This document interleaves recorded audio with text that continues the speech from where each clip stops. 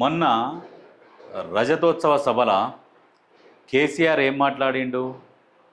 తెలంగాణకు కాంగ్రెసే విలన్, సోనియా గాంధీ దయ్యం, వాళ్ళ వల్లనే 1200 మంది విద్యార్థులు చనిపోయారు అని మాట్లాడిండు. ఎంత సిగ్గులేని మాట! కేసీఆర్ నాలికకు ఇటు వస్తే ఇటు మలుతుంది, అటు వస్తే అటు మలుతుంది. ఒక్కసారి కేసీఆర్ మాట్లాడిన మాట ప్రపంచం ముందు తెలంగాణ సమాజం ఎంత గొప్పగా ఉంటుందో చెప్పుకోవాల్సిన బాధ్యత మన మీద ఉంటుంది. కాబట్టి ఎన్నికలు జరుగుతుండగానే అధ్యక్ష, కాంగ్రెస్ పార్టీ మేము పోటీలో ఉన్నాం అధ్యక్ష. శాసనసభ, పార్లమెంట్ జరిగినటువంటి ఇటీవలి సార్వత్రిక ఎన్నికలలో ఉభయ పార్టీలు పోటీలో ఉన్నాం. అయినప్పటికీ ఢిల్లీ నుంచి ఎన్డీటీవీ అని ఒక ఛానల్ వచ్చి నా ప్రత్యేక ఇంటర్వ్యూ కావాలని కోరినప్పుడు ఇక్కడ జనగామ పబ్లిక్ మీటింగ్లో అధ్యక్ష ఓపెన్గా నేను చెప్పాను. అప్పటికి ఎన్నికలు జరుగుతున్నాయి. నన్ను చాలామంది మా పార్టీ వాళ్ళు మీరు ఎట్లా చెప్పారు, జనం కన్ఫ్యూజ్ అవుతారు అని వారిస్తుంటే కూడా మనకు ఆ సంస్కారం ఉండాలని చెప్పి నేను చెప్పడం జరిగింది. సోనియా గాంధీ గారి ఇనిషియేటివ్ వల్లనే ఈరోజు తెలంగాణ రాష్ట్రం సాకారం అయ్యింది. అందులో ఎటువంటి డౌట్ కూడా ఎవరికి కూడా ఉండాల్సిన అవసరం లేదు. ఐఎమ్ ఆన్ రికార్డ్ అని చెప్పి ఎన్డీటీవీ వాళ్ళకి స్పష్టంగా కుండబద్దలు కొట్టి చెప్పిన అధ్యక్ష. దానిలో ఎవరు కూడా సందేహం లేదు. ఈరోజు కొత్తగా కొలువుదీరిన తెలంగాణ శాసనసభలో శాసనసభ నాయకుడిగా, తెలంగాణ రాష్ట్ర ముఖ్యమంత్రిగా శ్రీమతి సోనియా గాంధీ గారికి నేను హృదయపూర్వకమైనటువంటి కృతజ్ఞతలు తెలియజేస్తా ఉన్నాను. మీ అందరికి తెలుసు, తెలంగాణ కోసం అవసరమైన ప్రతి సందర్భంలో పదవులు త్యాగం చేసిన వాళ్ళు బీఆర్ఎస్ బిడ్డలు అని చెప్పి నేను గర్వంగా మనవి చేస్తా ఉన్నా. కానీ పదవుల కోసం తెలంగాణను ఆగం చేసిన వాళ్ళు ఆనాడున్నటువంటి కాంగ్రెస్ నాయకులు అని చెప్పి కూడా నేను మనవి చేస్తా ఉన్నా. మిత్రులారా, మీకు అందరికి చరిత్ర తెలుసు. ఆనాడైనా ఏనాడైనా ఈవెన్ ఈనాడైనా తెలంగాణకు విలన్ నంబర్ 1 కాంగ్రెస్ పార్టీ అని నేను మనవి చేస్తా ఉన్నా. విన్నారు కదా మరి ఈ కేసీఆర్, మరి ఈయన వేరు, మరి ఈ రజతోత్సవ సభలో మాట్లాడిన కేసీఆర్ వేరేనా? ఇద్దరు వేరువేరా లేకుంటే ఒకటేనా? మరి ఇప్పుడు మాట్లాడిన ఆయన ఎవరైనా, అదే ఈ రజతోత్సవ సభలో మాట్లాడిన ఆయన ఎవరైనా, మరి ఈ వీడియోలో ఉన్న ఆయన ఎవరైనా? మరి ఇది చెప్పరు ఇప్పుడు. మరి ఎప్పుడు? ఎందుకంటే అంగొస్తే అంగుమలే, లేకుంటే మింగుమలే. ఇసోంటి రకము, ఇసోంటోన్ని మనం ముఖ్యమంత్రి చేసుకున్నాం. మనం సిగ్గుపడాల్సిన పరిస్థితి తీసుకొచ్చిండు. ఎక్కడెక్కడ ఏం మాట్లాడుతున్నాడు, ఏంది, ప్రజలకు ఏం చెప్తున్నాడు, ప్రజలకు ఎట్లా ఉండాలి, ఏమేమి ఇవ్వాలి, సలహాలు ఇయ్యరా నాయన అంటే పోయి ఫామ్ హౌస్లో వండుకొని ఇప్పటికి 65 లక్షల జీతం మింగి ఇంకా నువ్వు అసెంబ్లీకి రాకుండా ప్రజల సొమ్ము తినుకుంటా, ఆ గన్మెన్లు, డ్రైవర్లు అవన్నీ ప్రభుత్వం కల్పించిన ఫెసిలిటీసే. ఎందుకంటే ప్రతిపక్ష నాయకునికి హోదాకు ఏమేమి ఇవ్వాలనో ఆ ఫెసిలిటీస్ అన్నీ తీసుకొని పోయి ఫామ్ హౌస్లో వండుకొని ఆ నుంచి చక్కగా ఈయన రజతోత్సవ సభకు పోయి ఆడ ఈ కాంగ్రెస్ని వీళ్ళని విమర్శిస్తున్నాడు. మరి అసెంబ్లీలో నేను ముఖ్యమంత్రిగా, సభాధ్యక్షునిగా, సోనియా గాంధీ ఇనిషియేటివ్ వల్లనే వచ్చింది, ఎవరేమన్నా కుండ బద్దలు వచ్చిన ఒక బద్దలు కొట్టినట్టు ఇది నేను చెప్తున్నా, ఇది వాస్తవం అని మాట్లాడిండు. మరి అప్పుడు ఎట్లా మాట్లాడిండు? మరి తాగిండా? అప్పుడు తాగి మాట్లాడిండా? లేకుంటే ముదిమాది తప్పి మాట్లాడిండా? లేకుంటే రజతోత్సవ సభలో ముదిమాది తప్పి తాగి మాట్లాడిండా? మరి ఏదన్నా ఒకటి అయ్యి ఉండాలి కదా రెండిట్లా.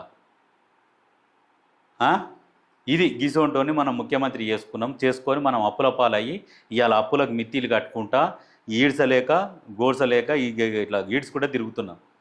ఇవన్నీ పథకాలు అమలు కావాలంటే ఏడికెళ్ళి అవుతాయి. ఇసోంటి దరిద్రుడు పరిపాలించిపోయినాక, అప్పుల కుప్ప పెట్టిపోయినాక గిట్లనే ఉంటుంది పరిస్థితి. ఓ కుటుంబంలో ఓ తండ్రి అప్పు చేసి సస్తే కొడుకుల మీద పడుతుంది. కొడుకుల మీద పడితే కొడుకులు ఇక కూలి చేసుకుంటా, నాలి చేసుకుంటా, అప్పులకు మిత్తిలు కట్టుకుంటా జీవనం వెళ్ళదీస్తుంటారు. అప్పుడు ఎంత నరకం ఉంటుందో ఇప్పుడు కూడా, ఇప్పుడున్న కాంగ్రెస్ ప్రభుత్వానికి కూడా అదే నరకం ఉంది. గతంలో ఈడ అప్పులు చేసిపోయిన ఒక దరిద్రుడు అప్పులు చేసిపోయినందుకు ఇప్పుడు కట్టలేక సస్తున్నాము, పథకాలు అమలు చేయలేకపోతున్నాం, అమలు చేయకుండానే అమలు చేస్తలేరని బురద తల్లుడా. మంచిగా కుల్ల చెప్పే రారా నాయన, వచ్చి సలహాలు ఇయ్యి, నువ్వు నీ అనుభవం ఏందో ఇక్కడ చూపెట్టుకు రారాదు. ఎంతసేపు ఆ ఫామ్ హౌస్లోనే మూలుగుతావా? రా ఒకసారి బయటికి రా, బయట కూడా ఎట్లా ఉన్నది వాతావరణం చూద్దురా. ఎన్ని రోజులు అందులో మూలుగుతావు, బయటికి రా. ఉత్తగా ప్రజల సొమ్ము తినుకుంటే ఎందుకు అందులో కూర్చుంటావు, అది ఒంటికి కూడా చక్కగా పట్టదు రా అంటే, నేను ఆల్రెడీ మింగిన, మస్తు మింగిన, లక్షల కోట్లు మింగినా కానీ నాకు రానవసరం లేదు, నాకు వస్తే సిగ్గుపోతుంది, నా ముందర చిన్నోని నువ్వు ముఖ్యమంత్రి అయినావు, నేను ముఖ్యమంత్రి గారు అని నేను ఎట్లా మాట్లాడాలి? అదే సిగ్గుపడుతుండే అహంకారం అడ్డొస్తుంది. ఈ లజ్జ తప్పిన మాజీ ముఖ్యమంత్రికి అహంకారం అడ్డం వస్తుంది అన్నట్టు. అది రాకుండా వచ్చి సలహాలు ఇస్తే బాగుంటుంది. అయినా కానీ మీ బీఆర్ఎస్ పార్టీ నెక్స్ట్ వచ్చే వరకల్లా ఉండదు. ఎందుకంటే మీరు ఇప్పుడు ఆల్రెడీ మీ హరీష్ రావు ఆల్రెడీ ఉండడు. హరీష్ రావు వెళ్ళిపోయినాక ఇంకేముంటుంది మీ కాడ? ఏముండదు. అందులో 20 మంది ఎమ్మెల్యేలను వేసుకొని పోతున్నాడు. ఉన్న సమాచారం అది. ఇంకొక విషయం క్లియర్గా మీరు ఎవరెవరి మీదనైతే బినామీలనుగా చేర్చుకొని ఎవరెవరి మీద అయితే ఆస్తులు పెట్టిరో వాళ్ళెవ్వరు మీ మాట ఇంటలేరు అన్నట్టు సమాచారం కూడా ఉన్నది. ఎందుకంటే వాళ్ళు కూడా తప్పించుకొని తిరుగుతున్నారట. మీరు ఎవరెవరి మీదనైతేనే డిపాజిట్లో మరి ఆస్తులు కొని పెట్టిరో ఏం చేసిరో వాళ్ళు మీ మాట ఇంటలేరు అన్న సమాచారం. వాళ్ళు కూడా ఏం చేస్తారంటే ఈ 3-4 ఏళ్ళు ఏదో పబ్బం గడుపుతుంటారు. మీరేమన్నా ఒత్తిడి చేసినా కానీ మరి వాళ్ళు ఏం చేస్తారు? సార్ వాళ్ళు ఎవరు అడుగుతున్నారు, వీళ్ళు ఎవరు అడుగుతున్నారు, మేము ఇక్కడ ఉండకపోవడం మంచిది, ఉంటే మమ్మల్ని ఎంక్వైరీ చేస్తారని చెప్పేసి వాళ్ళు తప్పించుక తిరుగుతారు. మళ్ళీ మీరు అధికారంలోకి వచ్చినాక మీ ఆస్తులు మీకు ఇస్తామని మీకు ముచ్చట చెప్తున్నారు అన్న సమాచారం. నెక్స్ట్ మీరు అధికారంలోకి రారు. మీరు ఎవరైతే బినామీలు నమ్ముకురో ఆ బినామీలు కూడా మిమ్మల్ని పట్టుమని దన్నిపోతారు. మీరైతే ఎట్లా ఎన్నుపోటు పొడిచి గాడిదన్నట్టు దాన్ని కాంగ్రెస్ పార్టీని దాన్ని ఇప్పుడు బయటకు వచ్చిరో సేమ్ మిమ్మల్ని కూడా అట్లా దన్నిపోతారు. నువ్వే చెప్తావుగా, ఇగో పొట్టోన్నెత్తి పొడుగోడు కొడితే పొడుగోన్నెత్తి పోషమ్మ కొట్టిందని సామెతలు చెప్తావుగా, గప్పాల సామెతలు. సేమ్ నిన్ను కూడా కొట్టేటోడు ఓడో చిన్నోడో పెద్దోడో కొడతాడు ఖచ్చితంగా. ఇది మీ సంస్కారము, మీ రీతి, మీ రివాయి. సిగ్గు ఉండాలి మనం మాట్లాడుతందుకు. ఎట్లా పేపర్ తీసుకొని వచ్చిండు వరంగల్ సభకు, తీసుకొని వచ్చి పేపర్లో చూసుకుంటా స్కూటీలు ఇస్తాన్నాడు. ఏమాయ రుణమాఫీ చేస్తాడు? ఏమై రుణమాఫీ చేయలే. నువ్వు చేసినావు సరే, ఆయన రుణమాఫీ చేసిండో చేయలేదో ప్రజలకు తెలుసు. మరి నువ్వు చేసినావు 10 సంవత్సరాల నుండి రుణమాఫీ? ఆయన 15,000 ఇస్తాడు, ఇచ్చిన కంటే 12,000 ఇస్తలేడా? నీకంటే ఒక 2,000 ఎక్కువనే ఇస్తుండు కదా. మరి చర్చకు రమ్మంటారుగా, పోరాదు మరి. ఎందుకు మరి ఫామ్ హౌస్లో కూర్చొని మొత్తం ఆ జఫర్సాన్ని మొత్తం సీసాలన్నీ జమ చేస్తున్నావు? ఆ మూలకు సీసాలు జమ చేస్తుంటివి, ఆ పొటేన్ల బొక్కలన్నీ జమ చేస్తుంటివి.